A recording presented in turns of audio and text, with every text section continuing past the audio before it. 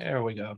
There we go. Hey, everybody. Welcome to Open Hour for Thursday, September 15th. Can everybody see my screen? Can you see what I'm looking at here? The community open hour thing? Zoom's having a thing. Give me one sec. We saw it briefly and then it went away. And then it went away. All right, we'll try it again. Thank you. Are we good now? Yeah? Now we see it. Now we see it. Beautiful. Okay. All righty. Thanks, everybody. Yeah, Salt Project Community Open Hour for September 15th, 2022. Thanks, everyone, for being here. I'm Chunga, Community Manager, and we've got a lot to go over today. Salt Project, where can you find us? YouTube, GitHub, Slack, Twitch, Reddit, LinkedIn, Facebook, Twitter, and, of course, the Hacks Podcast. Thanks to everybody that's been checking out the Hacks. It's much appreciated. The agenda today, general updates. We're going to be talking about SALT version 3003. Also, our typical community forums update with Thomas Phipps. We've got a Saltbox update with Elisa. Thank you, Elisa. And we had scheduled a Tiamat Wonder Switch deep dive. Now, this is something we've been trying to get to for quite a while, a couple of weeks. Unfortunately, I've just heard from DWAS, and he's had a family emergency. So he's not, I heard from him like 5 minutes ago. He's not going to be able to be here today, so we'll have to push that back. I think we can all agree there is no better reason to not be at Open Hour than a family emergency. So we hope everything is good there, DWAS, and we'll catch you on the next one. Open Hour is the first and third Thursday of every month from 10 a.m. Pacific to 11 a.m. Again, that's Pacific. You do the math there, it's 11 Mountain, noon Central, 1 East Coast time. Our next Salt Community Open Hour will be on October 6th is our next one. I would also, in the meantime, because we're going to have a couple of dates there where we don't check in.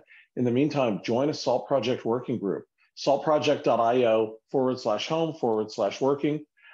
There are a multitude of working groups for you to check in and learn and become a part of.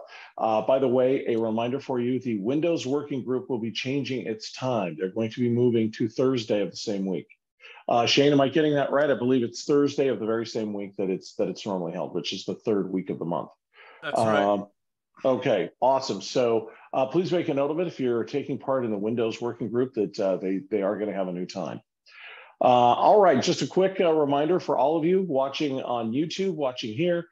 SALT 3003 will be entering extended life support at the end of this month, September. So if you are a SALT 3003 user, you will not be receiving any more updates once this month ends. If you have any questions, Slack me, and I can either answer myself or direct you to the right people. But that's happening at the end of September. All right, Thomas Phipps standing by with his community forums. Let's do it. All right. Really, one of the things I wanted to go over this time is kind of one of the methodologies I actually tend to use, and I know it can take a lot more time, but the end result is a user that should be able to find the issues on their own versus having to always come to us for answers. And that's instead of just giving them the answer, walking them through, hey, here are some tools. What do those give you? Give us basically walking them through how to debug the stuff with instead of just saying, oh yeah, you missed a comma on this line. Getting them to actually dig through their own code to look at the stuff.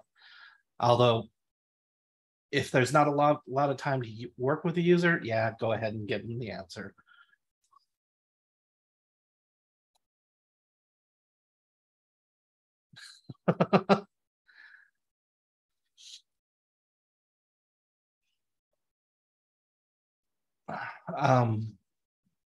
Sorry, I just read one. Yes, Thomas teaching people to fish. And that metaphor is beautiful because it works. You know, I've read a lot of studies that basically when you give somebody an answer, they just will always look for the answer instead of trying to find out the methodologies behind the answer. Which, when you have something as complex and deep as SALT, could cause a lot more problems down the line. So if you can get them to see deeper into the tools they're using,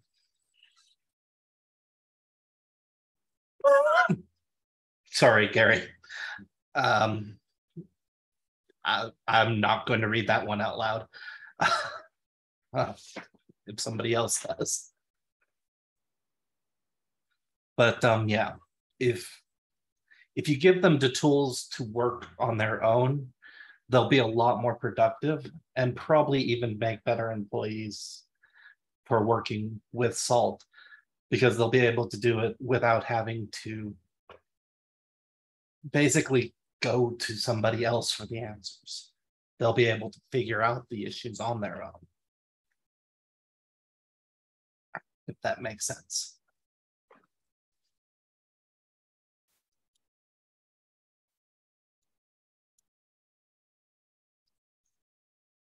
Anyway, that's pretty much all I had for today. Was instead of always giving the answers, try, unless you don't have time or they don't have time, walk them through the processes, give them the tools.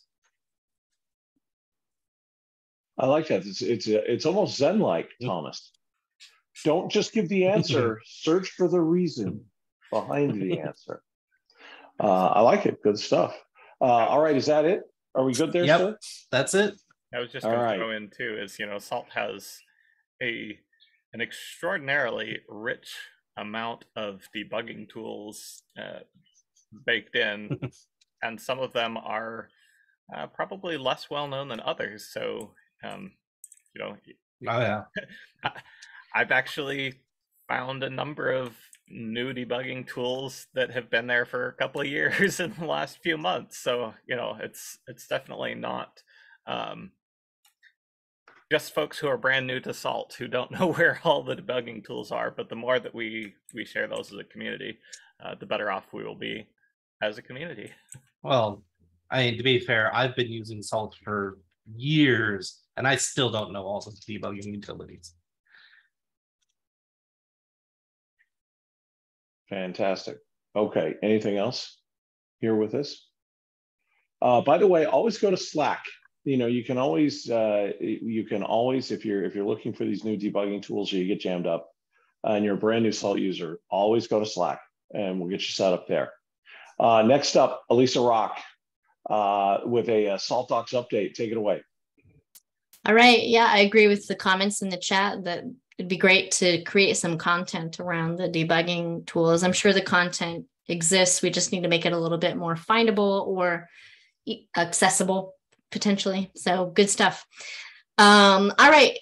Just some quick updates. After a brief summer break, the SALT Docs working group is back again, in part because we have community interest again. I was kind of closing it down because I was spending lonely days at the working group by myself. But now we have some interest again. We have some new community members who are interested in contributing specifically to the docs. So I'll be working with those community members, but anyone else is also free to join those sessions. I have not added it. I've added it to the community calendar, but I haven't added it to the working group page yet. I'll repost that information soon. Just always want to say that I am very mindful of my lovely community members in the EMEA time zones. And if you would like us to create a more Europe, Middle East, Africa friendly meeting time to have a SALT Docs working group, I am very, very open to creating a working group like that. We just need interest from the community to do that. So if we get like a couple of good community members who would like a meeting at that time, the bonus is you get to choose what time we meet. So let me know if you are interested in that, because I am mindful that we should try to involve our community. We've got a lot of folks in the EMEA region. It'd be nice to give them opportunities to contribute to the docs. The other thing, that I want to mention. I think if you're part of the documentation channel, you've seen me posting a couple of times about this, but we spent since my previous documentation epic was working on the Salt install guide, was in the process of picking my next doc epic. And I was taking suggestions and votes from people on the Salt Docs roadmap for what should be worked on next. And I met with the Salt product manager to make that final decision. And we kind of went with what had the most votes and things like that. So the next doc epic I'll be working on is Salt case studies. I'll drop in the roadmap item for that if you want to read the nitty-gritty details of it. But basically, the concept of this doc epic is setting up an infrastructure and publishing platform and a workflow for, gradually or periodically publishing success stories with Salt, because there's so much you can do with Salt. Salt's so flexible and able to accomplish so much that sometimes it can be difficult for new Salt users to see the forest for the trees, to really see what Salt is capable of. So essentially what this content is kind of taking real case studies by real either customers, meaning on the proprietary side, or community members or past SaltConf talks, and translating them into success stories that talk about what problem was the group trying to solve, how did they use Salt to solve it, and what were the results, how did it make things better for them. Obviously, if you have a success story like this that you want to share, I would be interested in hearing from you. Other than just pitching the project idea, I haven't done more work on it yet. It's just I need to begin the planning stage, so I'm not ready to take case studies from people yet, but you are certainly welcome to tell me that you have a case study that you would like to feature. So feel free to be in touch with me. I'll have more details about how to provide case studies or volunteer to be interviewed for that down the road. That is it for me. Back to you, Chunga. All right, thank you very much. We have quite the chat going on in our little chat box here. So if you have any questions about what Elise is talking about, you can definitely, if you have not done so, be sure to check the chat. All right, so this was our big deal with DWAS. Unfortunately, again, he's not able to be here today, but we're just going to push this back. So I know a lot of you have a lot of questions about this, justifiably so. We want to be able to answer every single one of those. We'd like to do a deep dive with DWAS to make sure that happens. So next open hour, I'm assuming next open hour, we'll be able to do that. All right, so to that end, questions, answers, Nick time, Gary time. What are we thinking today? I guess just from a bit of personal greediness, is there any idea if the Slack engine is going to be reworked so that it actually works now that the SDK got updated on the Slack side? Short answer, yes. So there are a number of issues in the Salt repository in GitHub that are related to the Slack engine, and I think most of them are assigned to me. So that is one of the things that I am planning to focus on for our Sulfur release, which is 3006, is to get that working again. Just like the backstory on that, Slack made some major changes to the API and ripped out a bunch of stuff that the Slack engine was previously using in order to work. So yeah, to your point, it basically needs to be rewritten and reworked to come up to speed with those adjustments. But yes, that is something that will be addressed, hopefully, before we get 3006 out. I guess that brings up another small question, which is there generally a cadence, a document in a cadence as when releases are preferred to get out?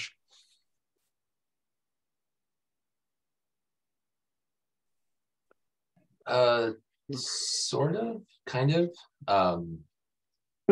Wayne, you unmuted, so tag you're in.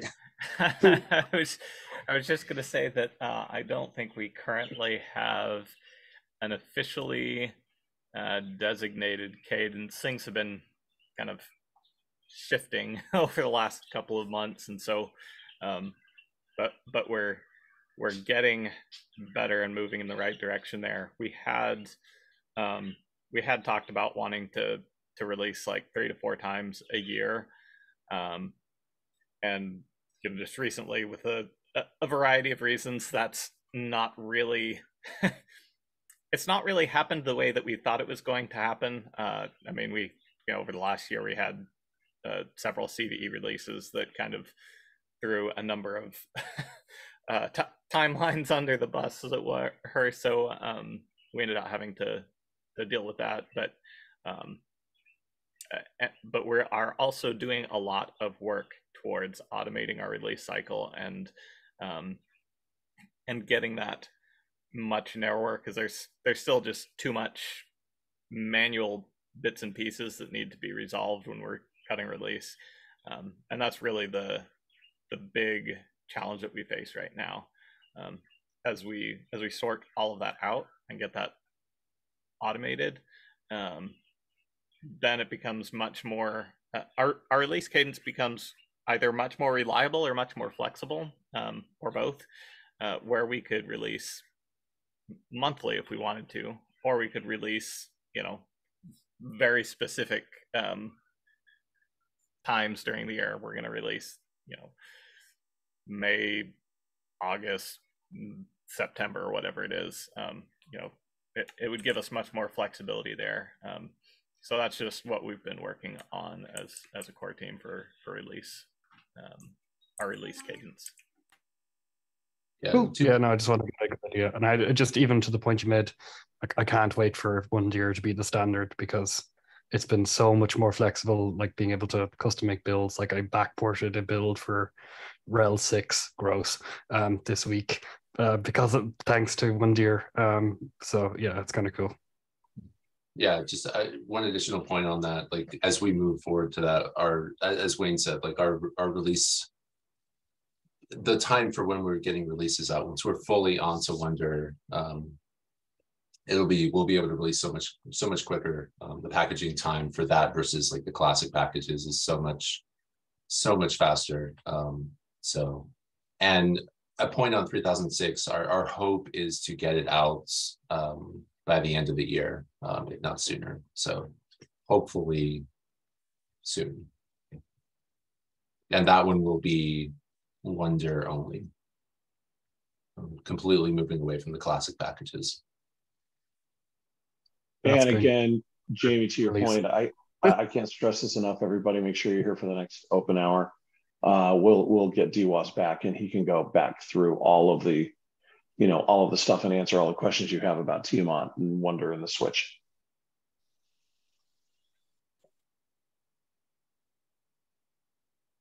All right, more questions? I'll jump in.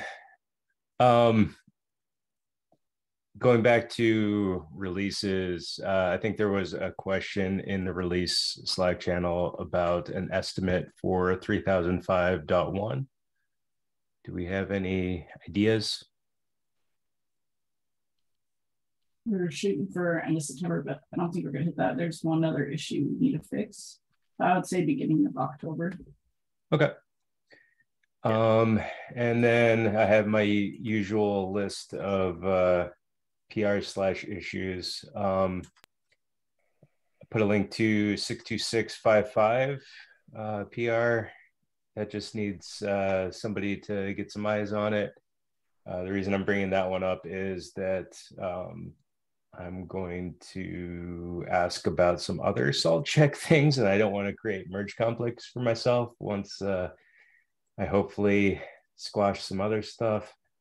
And so carrying on to the issues, I have 2 issues that I'm tracking that I haven't really found fixes for necessarily. So the first one being 62398. This was actually reported by another community member, and I glommed onto that. Essentially, salt check hard codes the file client.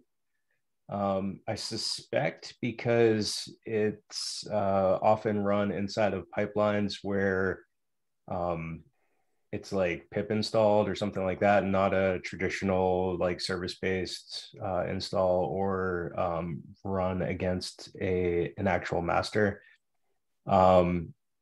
Just by the way that it sets up its own Salt client, like an external script might. So it has a switch in there to basically hard code that all the time to the local file client, with some like one exception. But we have a test case where we are running salt check against an actual master, and we want to check some changes against what's on the salt file system to see if there's been any drift. And so I was wondering if anybody had, I guess, any ideas on the best way to go about doing that. If there would be like some sort of minion option or parameter passed to the function that would allow us to not be local, or if it would be better to potentially like list off some of the execution modules that would require master and just flip it to or not set the static local for those specific ones, so that if like somebody did have local set in their options, cool, but if not, then it wouldn't override it. Any ideas there?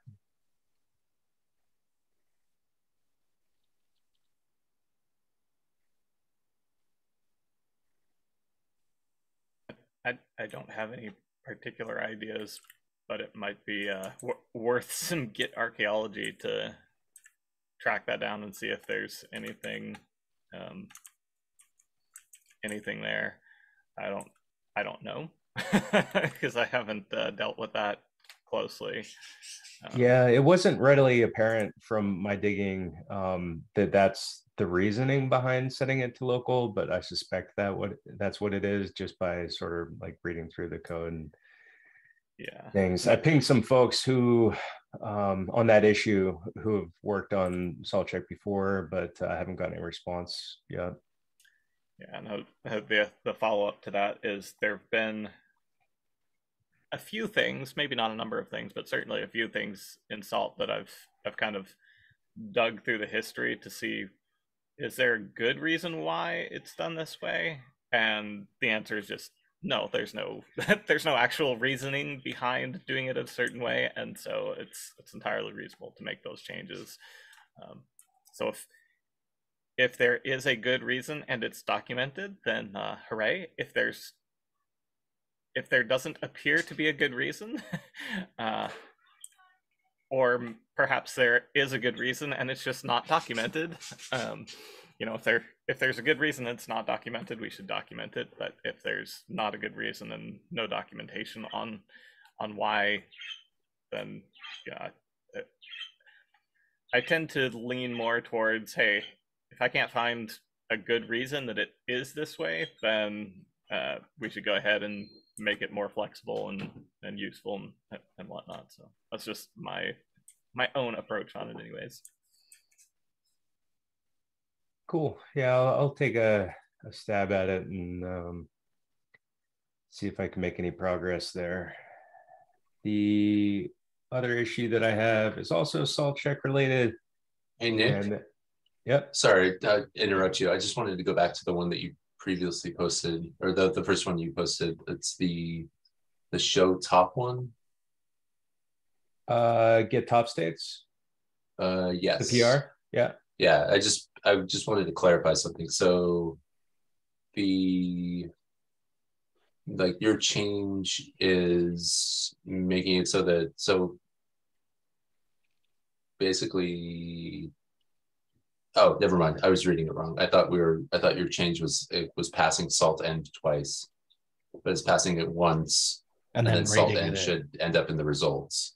Yeah, that was like a list. I was reading through this dictionary. initially. I was like, I don't know what the heck's wrong with this thing. This should work. And then I was like, oh, wait. This is square brackets versus parentheses. Like, okay, got it.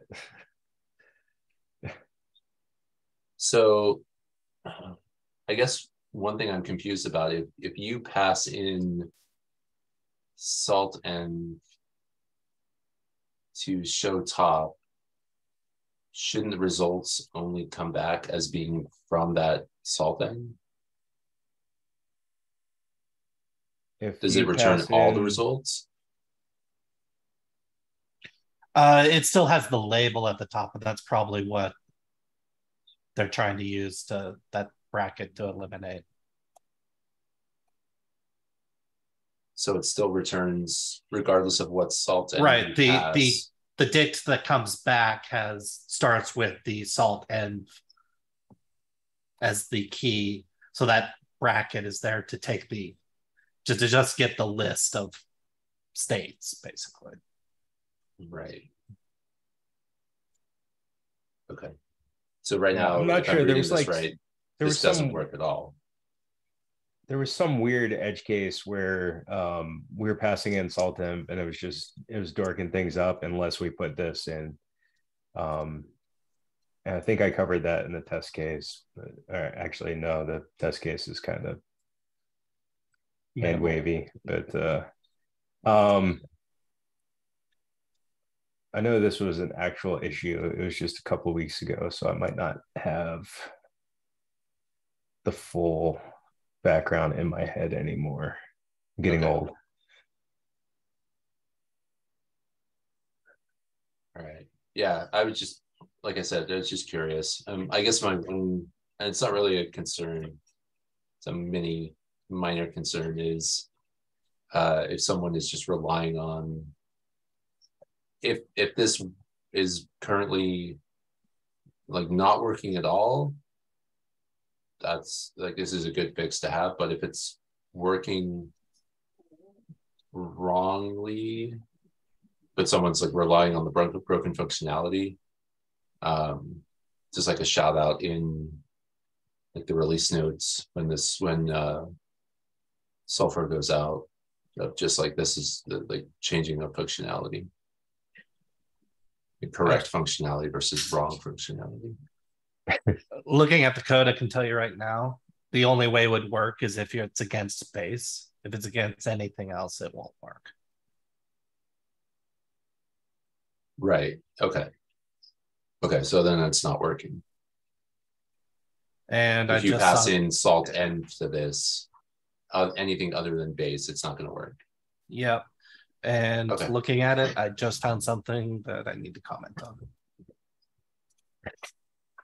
Because if you don't pass salt end is getting stuck as base, which if you have a config as salt end, that's not going to pick up. Yeah, that's actually a ton of places in the code. I think I fixed a bunch of the CP modules for 3005 where it was just like base all the time. Yeah, it's something that somebody needs to go through and just clean up all over the place. Yeah. So if you can clean it up in this PR, that would be great. All right. Actually, you got to think about it. That's actually burnt me on the napalm stuff as well, where the base is set to default base. I couldn't figure out when overriding salt end on the state file why the template file was not looking at the right place. Yeah, it's pretty common with folks who use different salt ends to run into that.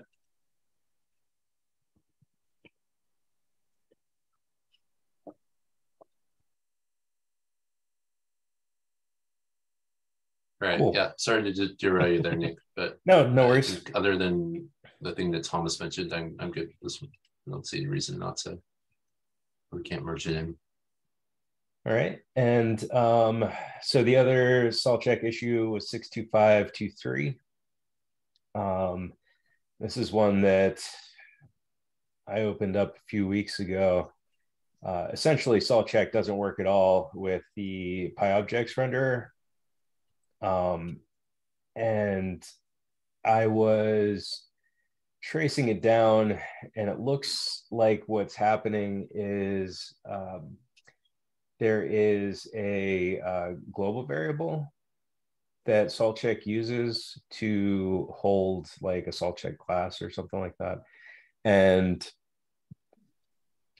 it sets that, but when it does a call out in the renderer for PyObjects, it does some loader magic.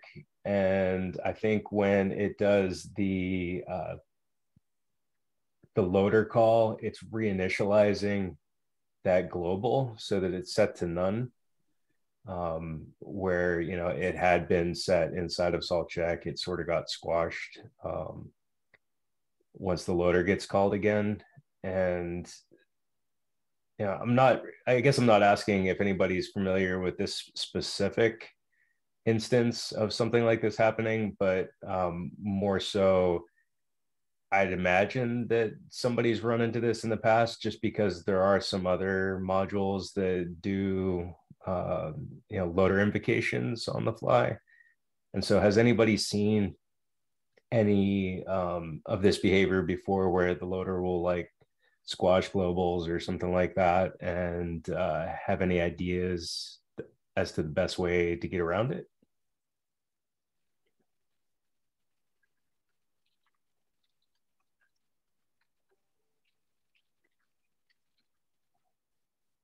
I don't know for sure, but one thing that I do know is, at least with the loader, because it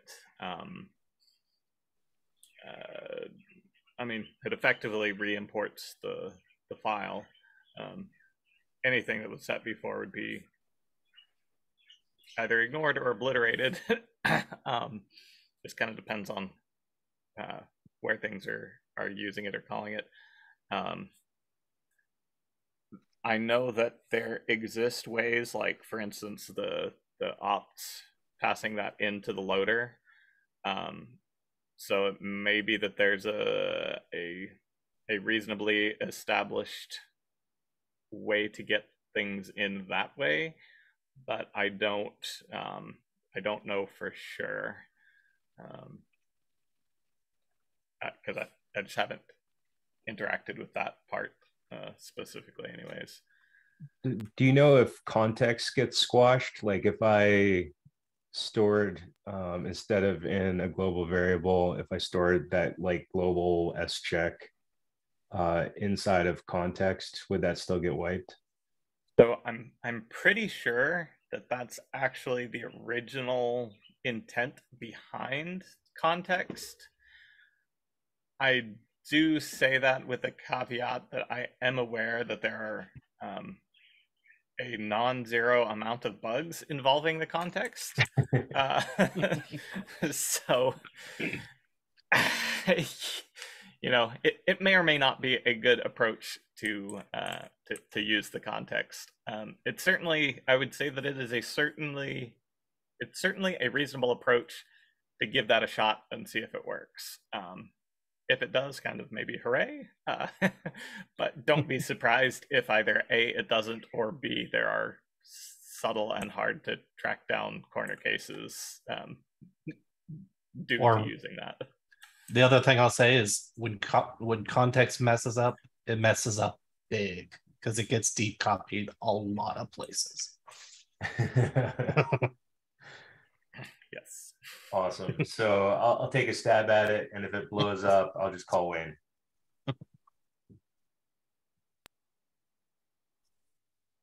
All right. Well, I think that's all I have. Just a lot of SaltCheck stuff today. Nice. Good stuff. Anybody else? There's also quite a conversation going on in the chat with Gary. Be sure to check that if you're watching this via YouTube. You can see the chat. You can go through that. There's some insightful stuff there too. So we've got two dueling issues going on. All right. Is there anything else? Any other questions?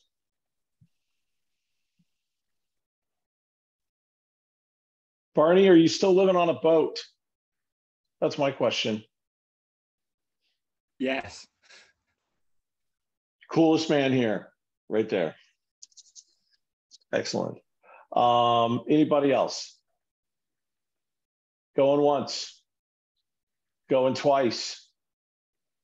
Ladies and gentlemen, live and direct from the beautiful state of Arkansas, it's your friend and my friend, Mr. Wayne Werner, sending us out with a joke. So, been working lately. It's really hard. I wanted to organize this hide and go seek tournament, but it's just been a complete disaster because good players are hard to find.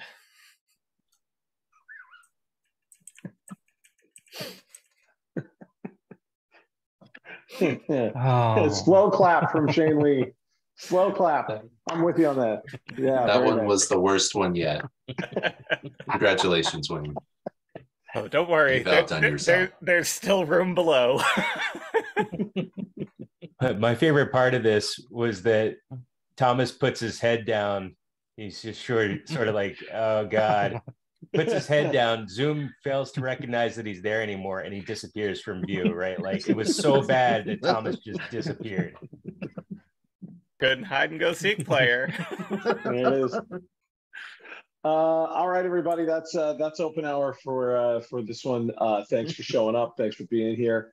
We'll make sure DWAS is around for the next one to do our much requested Tiamat Wonder switch over Q&A and deep dive. So thanks, everybody. Have a great rest of your week. We'll see you on the next one. Bye.